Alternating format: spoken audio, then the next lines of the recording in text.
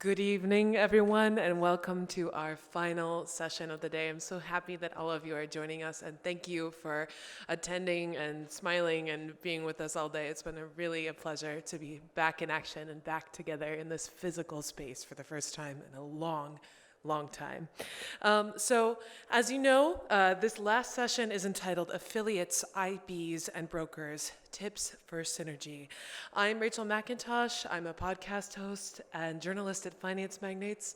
I've been the MC of this event, and I'm also going to be the moderator of this panel. So I'm very pleased to introduce this team of experts that we have gathered for this panel. I'll just introduce them shortly now, and I'll let them all introduce themselves a little bit more thoroughly in a moment. But just to start, we have Carla Nemr, who's the Global Head of Business Development at Tickmill Group. We also have Sergey Yarovoy, the Affiliate Team Lead at XNES, and Marius Ivanovas, the Chief Revenue Officer at Httpool. So as we all know, COVID-19 has really rocked our world and our industry for the last 18 months. Everything has changed, and in order to adapt to this changing world, we've all been forced to think fast as companies and as individuals. This has presented many challenges and many opportunities, and one thing is for sure, that we know that we are stronger together. So therefore, today's talk is going to explore how IBs, brokers, and affiliates can work together to become more than the sum of their parts.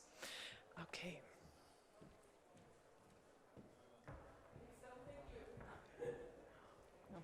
All the way there. Okay, so let's just go down the line, and I'll have each one of you introduce yourselves a little bit more thoroughly. Is your microphone on? Okay. Yes. Hi everyone, my name is Sergey Yarovoy. I'm responsible for scaling up affiliate business in XNES. We've been running, I think, most of the affiliate programs, types of affiliate programs here in XNES, and that's it. Thank you. Lady last? It's fine. Okay, I go ahead. So, hi everyone, my name is Marius. I'm, as mentioned, I representing a company called Httpool as a Chief Revenue Officer. We are not really affiliate network. What we do, we representing the top social media platforms in the countries where they are not present. So I myself, I'm covering Asia, CE, CIS, LATAM, Africa, among others. And our partners such as Facebook, Twitter, LinkedIn, Snapchat, TikTok as well. And we have quite significant part of trading, crypto, also underlying technologies in our portfolio. So we'll be happy to share a bit of insights from what's happening. Thank you, Marius. Hi, my name is Carla. I'm Carla Nemr. I'm Head of Global Business Development at Tickmill Group. I oversee the overall management of all strategic and operational business and customer relationship activities in all over the entities. So it's more on the global level, and I oversee also the retail and affiliate IB business in the global market. Thank you, Carla, and thank you all. So I'd like to start off this panel with a little bit of a lightning round. So in about 2 minutes or less, I'd like you to answer the following question. Each one of you sits at sort of a unique and different position within this industry. So from your unique perspectives, can you describe the biggest changes that you've seen within your particular area of expertise? And we'll do the same thing, we'll go down the line. So Sergey, you're first. Yeah, you know, frankly speaking, we haven't noticed any negative impact on affiliates business within XNES. And if you see some of the affiliate industry researches, you see that this industry is feeling good all this time during the COVID times, and even growing. So for us, it's growing all the time, and we have implemented a couple of years ago a new CPA program, and it's going big. We have really good results there, and we see really strong interest from the affiliates, different market players, networks, and other players. So we see constant and growing interest to the affiliates. And of course, during the unpredictable times, during COVID, we also see that it gains attraction from the people or from the businesses who never worked with the affiliate industry. And if you look at the verticals, they are growing. Just some, at least maybe a couple of verticals had dropped due to obvious conditions. But in general, it's growing and it's good, I think. Thank you very much. Yes, and Marius, what about you? 1, 2, 1, 2. Okay, I got it. So, look, so on our side, we actually see the huge increase in everything what's related with the digital businesses. And in regards of trading, crypto, we do see that it's becoming really mainstream. So that's the one important things. Underlying technologies, they developing really quickly. So it's kind of fostering the adoption of the whole industry. Third very important thing that volatility was happening around that, so it's created a lot of buzz around that. So you see really increasing amount of conversations, increasing amount of influential opinions on the networks, which we're representing. And for social media and of course for the marketers connected into that's what you need, because you have a huge buzz, you have significantly increased amount of usage there. You see all the topics around that, all the conversations, and if you know how to do that, if you know how to leverage this part, so then definitely you can be very, very successful. So only the positive impact, specifically in this industry. Okay, wonderful, thank you. And Carla? I would agree with them. I mean, nowadays we noticed that this challenge that we went through because of the COVID, it created actually opportunity rather than challenge.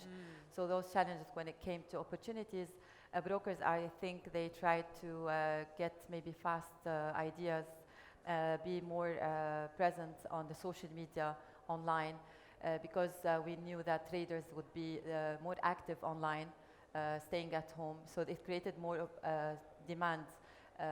So we had to, offer quick services for our clients, in innovating also with innovative maybe opportunities in terms of online platform, trading tools, services that you could provide directly to clients.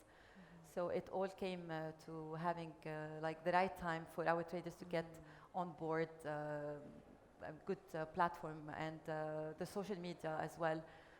We saw that in high increase of users that they were using in that. Yes, absolutely.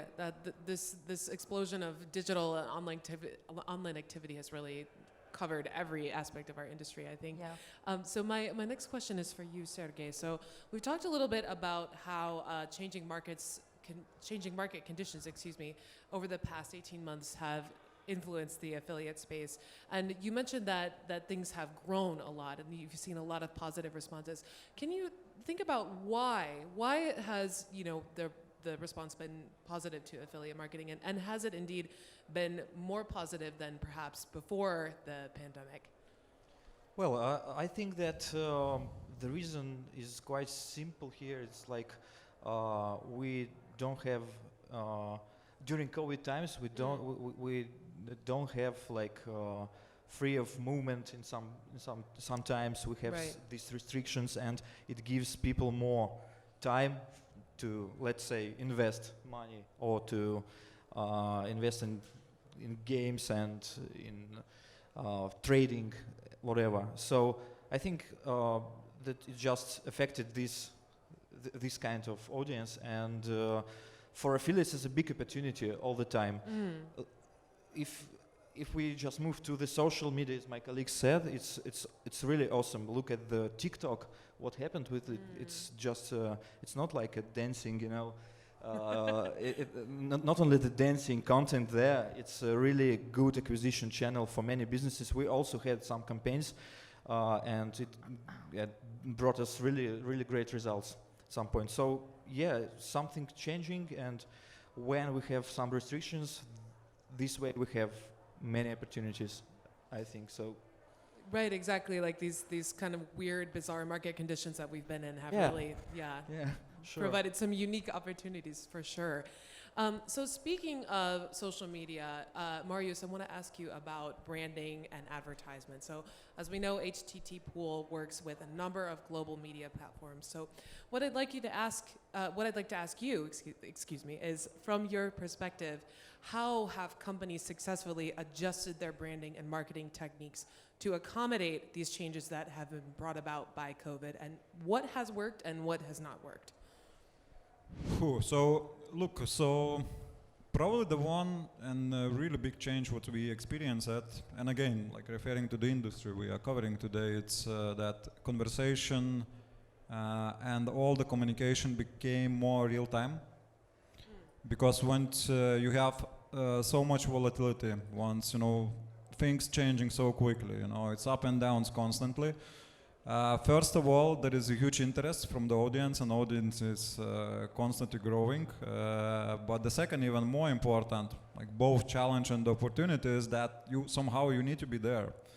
And you also need to adjust on that. So if before that you can perfectly run the flat communication and keeping the same message for weeks or even months, now in order to kind of maximize the efficiency of that, you very often shall be there at the proper moment with the proper message, reaching the proper audience. So that's the important part. As a result of that, we also have experienced the shift in the marketing mix. Okay. Because, for example, if I compare Facebook and Twitter, which is probably one of the biggest, couple of the biggest channels we're working with, so usually it's kind of perception is that the Facebook is a great technology. You have very, very good algorithms. It's huge reach globally, etc., etc. And from the performance point of view, it works and all the time worked very well, and also for the trading industry. But in the COVID times, we also saw that the mix is changing a bit into Twitter side as well, or very, very often we were getting better results on Twitter than on Facebook. Okay. And the reason for that is the following, that if you look into the Facebook, it's quite close platform, so it's kind of related with the friends, and it's look at me platform, because whether Facebook or Instagram, you communicating more personal things, you're looking, okay, look at me, look at my picture, plus it works a bit, kind of not at this moment, it's not like what's happening now. Then if you're looking to Twitter, then this is something where, this is look at this, not look at me. And it's what's happening at this moment. So that's why you are looking into all those topics, you are looking into all those conversations. Plus it's really often considered as a news platform rather than social media platform. So this is something, if you have the community there, and there is a lot, like really big fintech community on Twitter. If you're really there at the proper time, and proper timing meaning now, if you have capabilities to, and of course the manpower and the proper budget in order to develop a proper strategy how to leverage that, then you're also getting the good outcome. Of course you need to be creative, of course you need to tap into all those things happening around that. So, but this is where we see the shift, real time happening now, capitalizing on what's happening, and doing a lot of things, on the real time basis, as COVID like doing a lot of changes, into the industry. So that's one important point. And the second, maybe not directly related with the COVID, but it's related with the community, and it's again kind of related things. So it's also how the products evolving. So for example, if you're taking Bloomberg terminal, so they integrated the Twitter directly, the Twitter feeds. So you can get all the news, you can get all the topics there, you can get all the profiles there, to see everything in one screen. Because to do proper trading, you need to have information on your hands, and you need to get real-time information, and it's kind of source of the proper news, and then you can make the proper decisions. Or, for example, eToro, with all the copy trading portfolios and, having all the conversations around that. So, the social and everything what's happening around that is going only out of the channels and getting all those cross integrations. And the main reason for that is kind of to leverage this conversation capacity and, be at the right time, react at the right time. So this is, I think, what was kind of important shift or shift what's happening now. Yeah, definitely. So having sort of a data-driven approach that's working in real time. And I want to ask sort of all three of you about this. So how can you leverage affiliate marketing within that data-driven approach? What would that look like on a practical level? Yeah, I think that data-driven approach helps online businesses to better understand the needs of the affiliates and even go deeper into the models and offers they provide for them.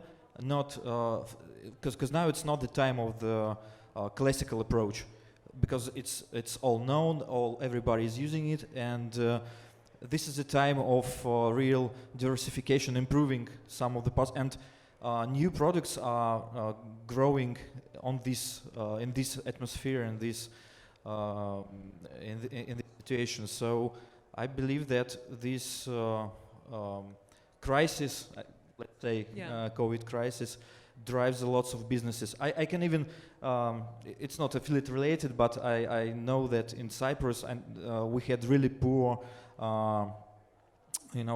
deliveries, services, online deliveries, and it was like you should call a phone to order your pizza or something. But during COVID, during half a year, they just built so many apps, and they are really good because they understood that it's impossible for them to survive if they will not, improve this, and it boosted really. And now we have really fast and cool products, apps, and smooth user experience, and that works for the affiliates, because affiliates is a part of this chain. If we have the product, if we have conversions, then here is affiliate. He will come and he will drive and send traffic. Somebody is profiting all the time. So, I think that's right. As the needs are more clearly defined, then these affiliates can play a more clearly defined role. Yeah, Yes, sure. definitely. So, Carla, this next question is for you. It's in two parts, so I'll ask the first part first. So, can you speak a little bit about the role that affiliates and IBs have played in the growth of Tickmill specifically, particularly since so this whole COVID thing began? Yeah, I believe IBs and affiliates are the quintessence for client acquisition and retention for any other, for all brokers. And for us, it was IB and affiliate also. They had specific, or maybe let's say they played a key role in during that time, that pandemic. So when they put in place the restrictions of traveling and being present to meet clients in person. So they played a really major role for us. So they are there in addition to their being ambassador of the brand, and also introducing the value of our products and services. They are also part of the local trading communities on the ground. So they were a major role players in terms of fostering the bond between prospective clients and also existing clients. So, when we couldn't be there, they were we treat them like partners. Okay, very, very interesting. So, and then I'll ask Carla, but also all three of you. So what are the particular qualities of that would make an IB or an affiliate program successful, specifically in Forex, specifically with the market conditions that we have today? As I just mentioned, I mean, we strongly believe that treating your IB or affiliate partner is it's a very important thing to do. By that I mean you have to listen also to their needs, what exactly they require in order to help them and support their businesses. And as they mentioned earlier, so nowadays we have a different approach to each market. Looking at the global market, I mean, you cannot approach MENA, for example, market the same way you approach Southeast Asia or maybe FSU or the rest of the world. So you have to be listening to the IBs. You have to see exactly what they need and provide them the right tools, the marketing tools, maybe also some analytical resources that they would need in order to help them get the right services and the right support for their local markets. So this is very important to always hear their feedback, assess their needs, and provide them with the marketing and right resources that they require. Yes, thank you. And Yeah, and I completely agree with my colleague. And just in addition, I think that it all goes finally from the product itself. So if your product is good, if you put much attention to its improvement all the time, and if it's converting good, then it will be really attracting for the affiliates and IBs or everybody. So in addition to all these feedbacks, and this is a really huge part, but the product itself is really should be really good, and it should be converting, because they all know, they can compare, you know. It's really clear for them. They took this offer, that offer, they put a test, and they see what converts best. So yeah, initially it should go from the product, I believe. right, so product, support, marketing. Are there any other specific things that you can think of that will help companies such as the ones that you all represent build meaningful long-term relationships with affiliates and IBs who will in turn build meaningful and long-term relationships with their clients? It's a question for me? Yeah. It's a question for everybody, so Okay. feel free. Yeah, as I said, in order to keep those IBs close to you as a loyal client and to maintain also their relationship on a long term, I believe you have to always see what they require for their businesses to, because when they're retaining clients, they would come back and say, I would need that type of support.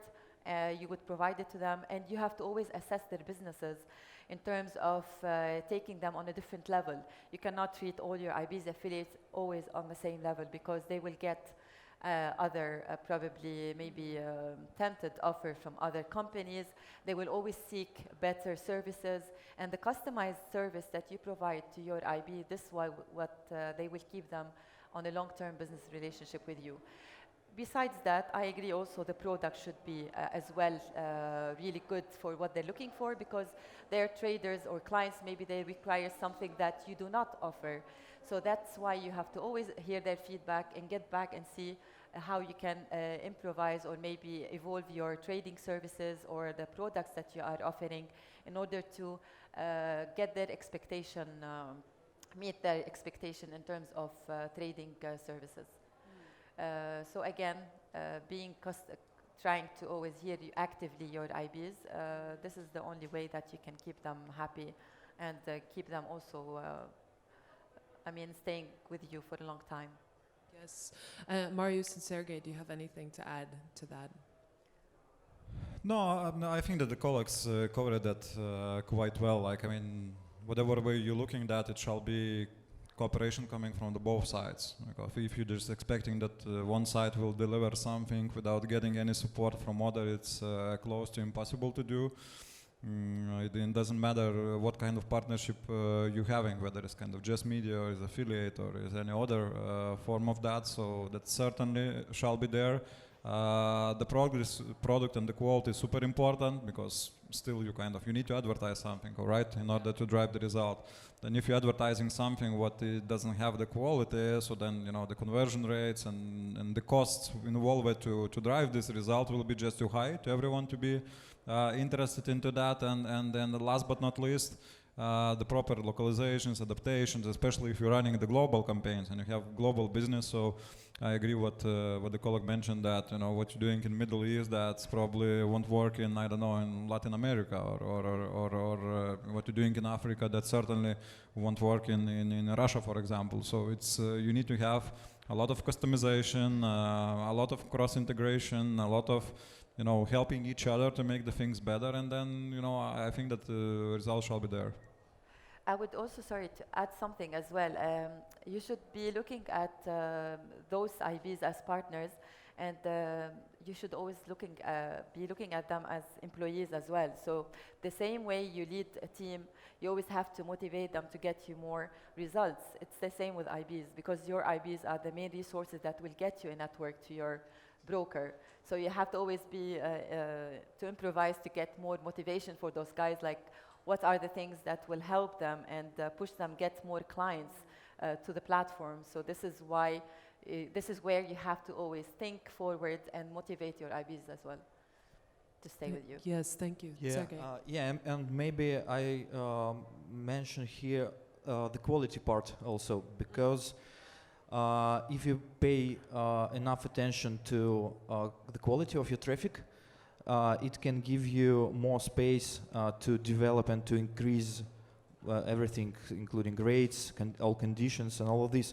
So we all know that there is a lot of fraud coming from affiliate and also from IBs sometimes, but it's more related to affiliates because they're doing like ad campaigns, and there are a lot of technical fraud, for example. And if you can work with it, handle this, and you can analyze this traffic, first it will make your campaigns more profitable, and as a result you will gain much more money, and you can put them to affiliates to increase something. So it's really closely related things, because we have all of the players have lots of traffic, and the quality is really, quality differs much. So Okay, yeah, very interesting. That's So let's also talk for a moment about financial incentives and fee structure. So Sergey, this was originally directed towards you, but I encourage everyone to answer this question. Can you speak a little bit specifically about the different kinds of financial incentive structures that are offered to affiliates and IBs? And when it comes to creating those structures, what is the most effective strategy for supporting and developing these long-term relationships with affiliates and IBs? What do you mean financial structures? So like when it comes to the ways that the companies incentivize affiliates and IBs, what's the best sort of strategy for creating incentives that really attract them and help build these long-term relationships with them? I mean, Exness is taking part a lot of incentives for IBs, so you should know. That's good. So sensitive information, no? That's top secret. Yeah. No, I would- the I most would- interesting part starts here. Yeah. I would jump in. So maybe discuss by incentive. I would say maybe just motivating them in terms of providing them some support financially, maybe marketing expenses that they are spending in order to use the platform or attract clients, or they would require probably signal provider, because they are signal provider. They require a copy trading system that it will cost. So usually the broker are behind some IBs that they want some support, financial support, or maybe a seminar, a workshop event that you guys are sponsoring, I think, Exness. So there are a lot of incentives that you could do for an IB in order to help them, and from the marketing space or from online, I think, incentives as well. So it all relies, I think, on financial and other type of support. Yeah, that's true. In Exness, we are supporting our IBs much, and they have so many extra values being IBs for us, and we're doing it constantly. But in each particular case, it can be a really different approach. So of course, it can be like some promoting campaigns, some additional promoting campaigns. Client-oriented events and educations. But in Exness we put so much efforts to the technology, and we tend to do that mechanism that will help them to succeed almost automatically. So Okay. they can use many options which are in the product, which are in on the surface, and they can succeed a lot. So, but of course, if we go like some classical way, of course we support them in many regions and in many ways. Yes. Yeah, Yes. that's true. Thank you so much. Yeah, so this next question, Marius, is for you. As we mentioned earlier, social media is playing an increasingly important role as people are spending more time online. So how can we, and we touched on this a little bit earlier, how can brokers, IBs, and affiliates use social media successfully to enhance their business? And is there anything that they should avoid in this regard? All right. So look, we are not affiliate company, right? Right. But because of our unique positioning in the markets, we have many clients, affiliate agencies, for example, as well as we have other agencies and we have direct clients. We are filling the vacuum in our markets because of the lack support. What those big platforms are missing, so they cannot support the clients everywhere in the world the same way as they're doing in US or UK, usually. So, on the methodology point of view, it's like really important whether like we are working with an agency, all right, but for example, affiliate agency, or we are working with the direct advertisers. So if I will be referring to direct advertisers, what we all the time suggesting to do is not cover only the bottom funnel, and that's kind of maybe a bit contradictory to the topic, because affiliate by definition is the bottom funnel and the final acquisition itself. But what we're trying to do, we're trying to leverage all the possibilities what social media channels and also the conversation happening there, and all the possibilities around that, where you have many touch points, because you acquire before you acquiring user, or you keeping them on the well retention rates, or you trying to run the remarketing and things like this. So then the best working thing when you really going throughout the complete funnel. So you are starting building the brand, and it's a perfect place to do whether it's Facebook, Instagram, or Twitter, Snapchat, or even LinkedIn for some certain advertisers. And also mixing those platforms all together. So you really need to have the sophisticated marketing strategy around that, and having also input metrics, not only output metrics, because for me the user acquisition and kind of CPAs, ROI, coming from that is already the output metric. So that's the ultimate goal what I would like to achieve, being the final advertiser. But I mean, how to come there, especially once the competition increases, how to do that properly, how to leverage all the possibilities. So this is something where you need to really think through, how I can build a brand around that, how I can get proper consideration out of that, how I can tap into all those conversations happening around all the social media platforms, and then that's requires quite a well thought through marketing strategy, and also proper setup and the knowledge stack and so on. But this is what we see that works the best. Not everyone can kind of afford that, or not maybe everyone needs that, but especially because I personally working with the top brands and running all those large campaigns with big investments across the world. So this is something where not immediately, but then at the end as a ultimate goal, then it's bringing the best result. And the second thing probably will be like think out of the box, because it's not like only by paying money for someone you can get the result. Like if you're creating the proper infrastructure around that, if you really have a proper tactical plan around that, then you can tap into many different channels and just own the conversation. In Twitter you can do that in one way, in Facebook another, like Reddit for example, so GameStop thing. So you see it only kind of doing that properly on Reddit, you can have huge and visible global impact and major impact, and the cost of that is not quite significant. It just was the good idea, like really leveraging properly the community, kind of unifying them to one single goal, and then the impact is quite significant. So this is something what we really consulting our clients and suggesting them to do, like really think deeper into that, and not only go, okay, I paid the money, I want the acquisition, but really think big. And the majority of the companies doing that, but based on my experience, it's different departments who are doing that. So that's probably on the what not to do, like really really don't separate that. It's user acquisition, this is branding, this is something else, because you need to think holistically about that, because thinking holistically, then you can really maximize the effort. That's usually what CMOs are doing, not kind of affiliate marketers or performance marketers, but then kind of getting into conversation, understanding everything, looking deeply how to leverage that, then the result is the best. So. Yeah, absolutely, and it's very interesting that you brought up the Reddit thing with the Wall Street bets, and I think you're absolutely right. There's a huge potential for sort of this invisible influence that one can have, and in the Forex industry in particular, there's also some let's say new ethics questions that are coming up around exactly this kind of thing. Also some regulatory questions that are being raised with regards to this kind of social media influence. So do you have any thoughts on that? Yeah, so I just forgot one thing. So if you're taking Twitter as an example, so the hashtags on Twitter, yeah? So now they have the cash tag, yeah?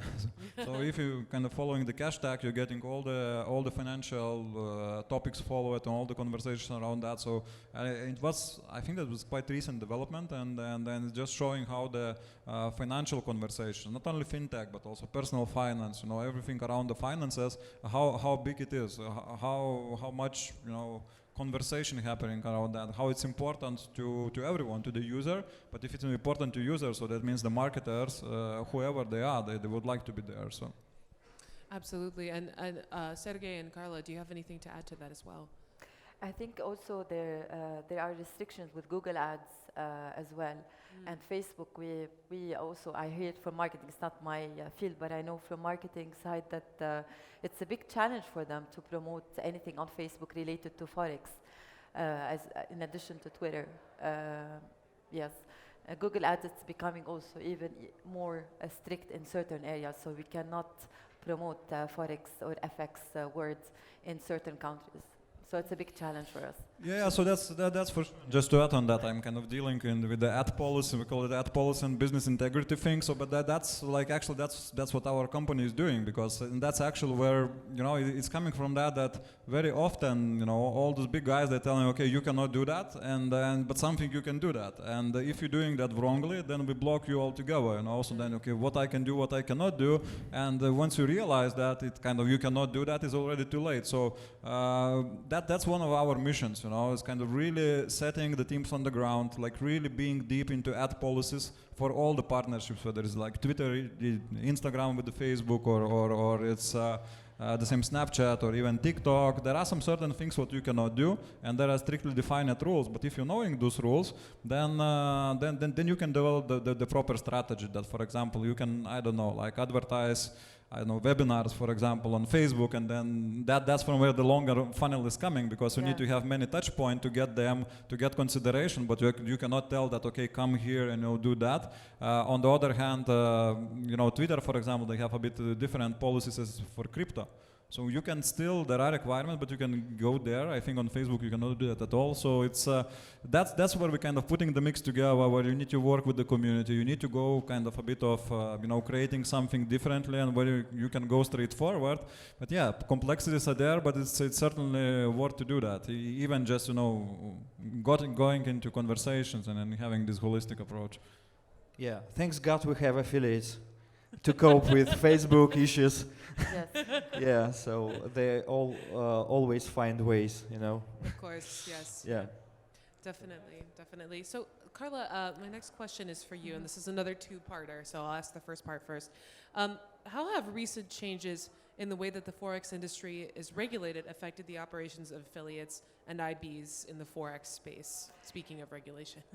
Funny enough, maybe some people, they would say it has affected negatively, but on the contrary, in our case, it was actually a positive. Okay. I mean, what they've put there, it worked out to be positive for us. The reason why is it has decreased the risk of traders partnering with some scam brokers and fraud brokers. So in this way, this number of fraud brokers, it has decreased. So the client, they would know that now those brokers that they are left, they positioned us in a way that we are a reputable and trustworthy company or broker. So the traders, when they partner with you or the IB partner with you, now they know that this is a long-term business relationship with this company. So in a way, it worked out for our advantage.